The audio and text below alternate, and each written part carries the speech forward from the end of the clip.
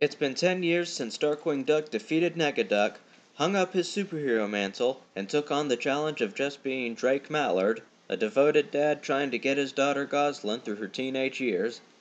When a new villain begins wreaking havoc, it inspires Drake to once again don the mask of Darkwing Duck. His efforts to get back into crime-fighting shape lead to frustration, family stress, and unprecedented hilarity as he finds out what it will take to once again get dangerous and save the city in Darkwing Duck, Still Getting Dangerous. This is more than just a reboot of a beloved series, it's a continuation of the story. People who watched the show as children will want to know what happened to the characters they grew up on. This will answer their questions and give them something they can show to their own children to connect generations. If you can create interest across multiple generations, you will have an ever-growing fan base and a successful franchise. Darkwing Duck, Still Getting Dangerous will be brought to life using traditional animation with computer aid for smaller details such as backgrounds. Using the traditional art style will lend a feel of nostalgia to those who grew up watching the original series. It will also make the action feel more fluid, like Batman the Animated Series, and will allow the characters to do the physically impossible things that could only work in cartoons.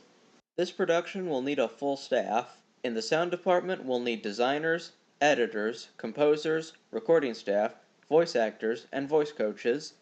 The production department will be writers, story editors, directors, and film editors. Storyboard artists, supervisors, and illustrators will make up the storyboard department. And of course, we'll need animation staff, the character designers, animators, art directors, location designers, and animation editors. As far as choreography or special training, none will be required. Some additional planning might be required to determine how different characters will move during the fight scenes. Otherwise, we just need to make sure that the people who design and oversee the story, art, music, and voices can successfully capture the heart of the production.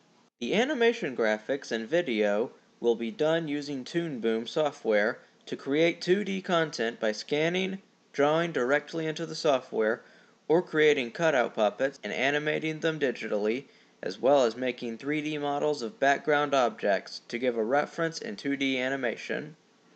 Adobe After Effects will be the platform for audio editing because of its ability to read an audio waveform, spot hit points in dialogue and music, create a click track, cut, crossfade, and time warp video to music, time visual event and animation to music, and motion sketch to music.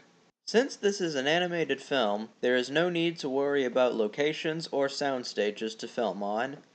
Music and voices for the movie will be captured at a professional recording studio in Hollywood. Most of the primary actors and other crew members will most likely be located there, which will make it easier for travel purposes and coordinating. The producer will be series creator Tad Stones. He not only created the show, but also co-directed every single episode with Alan Zaslov, who will also be consulted for the project. Stones is known for producing many acclaimed animated television shows for Disney, and he'll be able to make the show new while keeping the tone and spirit that were the heart of the original. Jake Castorina will be the director of the film. He has worked on the Cartoon Network television show Justice League Action, and is a storyboard artist on multiple animated DC shows and films. Not only has he had experience in animation from different sides of the business, but he is also able to make Justice League Action in a way that is action-packed, funny, and light, which is what is needed for Darkwing Duck. The music is critical, and will be a mix of the dramatic crime-fighting elements of Batman the Animated Series and the many, many elements of zany Looney Tunes music for the feel-good comedy that makes up so much of the show. This music would be created by composer Robert Krall, who has experience in action-based comics with Warner Brothers and DC, as well as lively comedic music like he provided for the entirety of the series Scooby-Doo Mystery Incorporated. Animation personnel and supplies will be the largest expense, and will be 30 to 40% of the budget.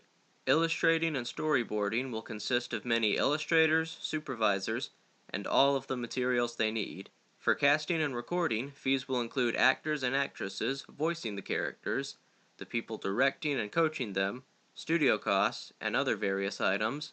The directors and producers each have several members of their team to make up those units. The production staff is critical to the everyday working of the production and includes such people as the production manager, accountant, secretary, consultant, and day-to-day expenses of keeping things going. The time to complete this project will be 1 year.